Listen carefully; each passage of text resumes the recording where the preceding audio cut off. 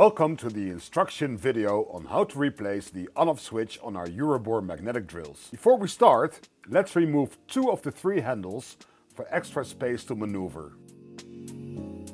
Once that's done, unscrew the 4 screws on the front panel. Before we start detaching cables, we advise you to make a picture of the connections before you proceed for reference in a later step. Now go ahead and detach all the cables attached to the on-off switch as seen in the video.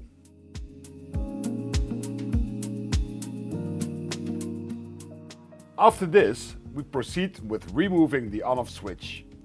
We advise using a screwdriver to push in the 4 clips. Once removed, replace it with a new switch and make sure the green on button is on top. Just align the switch with the frame and push it in securely. It's time to reconnect the wires. Do so as shown in the picture you took with your phone earlier.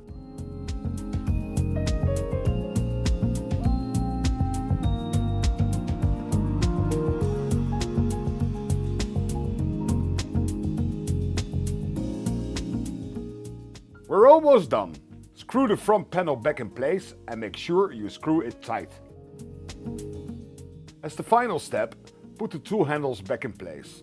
We're all set. Thanks for watching and enjoy the Euroboor machine with its new on-off switch.